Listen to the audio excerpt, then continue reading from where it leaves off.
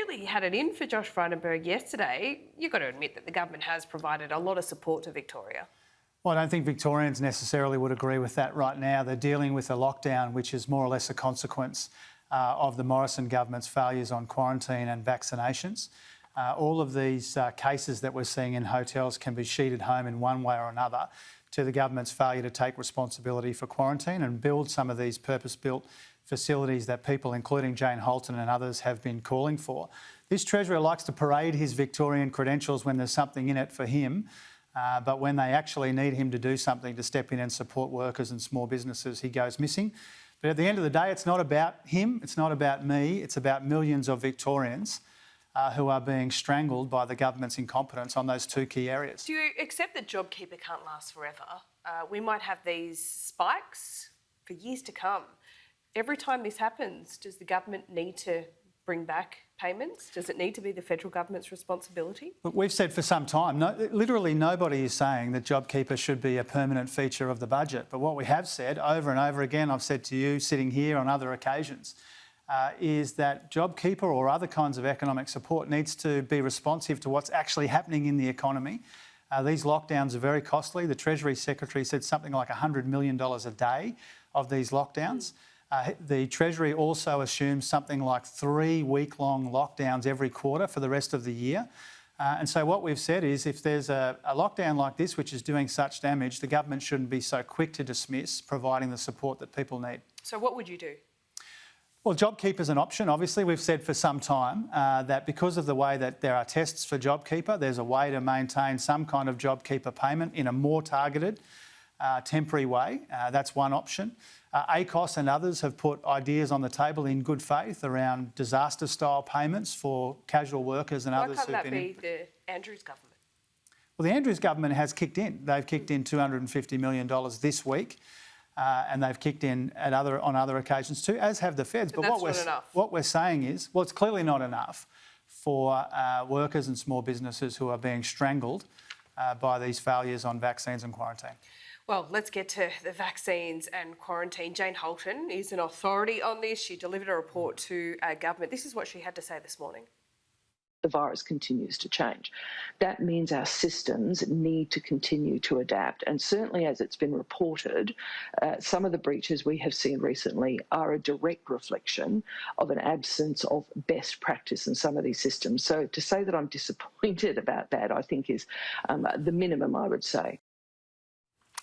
We have it, disappointed. That's probably the harshest language we've heard from Jane Holton throughout this pandemic. What do you think of that? Well, I can understand Jane Holton's frustration. She gave this government a report months ago, a warning about some of these things which have unfortunately eventuated. You know, it's been clear to Jane Holton and to all of the rest of us for some time that hotels are not sufficient to quarantine people. They're built for tourism. We now know, even in WA, but in South Australia for this outbreak in Victoria and elsewhere, that hotels are not as good as purpose-built facilities. And that's what Jane Holton's been saying for some time. She's been more or less ignored. And the consequences of that are these kinds of lockdowns that we're seeing in Victoria right now. I guess the problem is if you start federally run quarantine systems, you've still got to pick a state for them to be in. So are the states really going to play ball with that? You know, essentially the state's still really in control about how many people come in, where the facility is, and the medical resources around it. Well, I mean, first of all, quarantine is a national responsibility, as you know. Sure, but the practicalities of it, Mr. Chalmers. Obviously, at some point, there will need to be cooperation with the states to deliver. The Queensland government has gone to the feds with a proposal. The Victorian government has gone to the feds with a proposal. The government has been trying to wash its hands of this unsuccessfully. Everybody knows that this is a Commonwealth responsibility. Everybody knows that Scott Morrison doesn't like taking responsibility for things. And we're seeing the consequences of all that now. Work with the states, get some of these facilities purpose-built. If not in Toowoomba, then where? If not in Victoria, then where?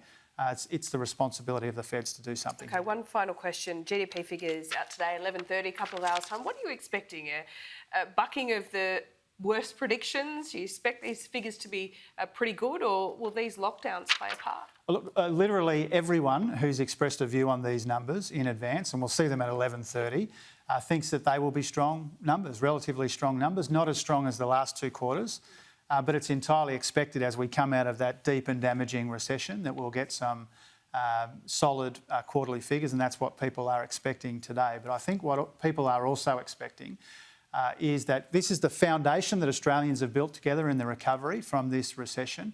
The biggest risk to the recovery is Scott Morrison's failures on vaccines and quarantine and some of the other issues we've talked about today. Is there a hint of a rare bit of credit there for the government? Oh no, we've said repeatedly we want the economy to grow strongly coming out of the recession. We want good jobs to be created. We want to deal with underemployment as well. We want to deal with job insecurity. And when we get pleasing figures, we say so. But we are within our rights to point out there's still almost 2 million people unemployed or underemployed. There's still a lot of weakness in the economy, and all of it is at risk. All of this recovery is at risk if the Prime Minister continues to botch vaccines and quarantine. Okay, Jim Chalmers, thank you. Thanks, Laura.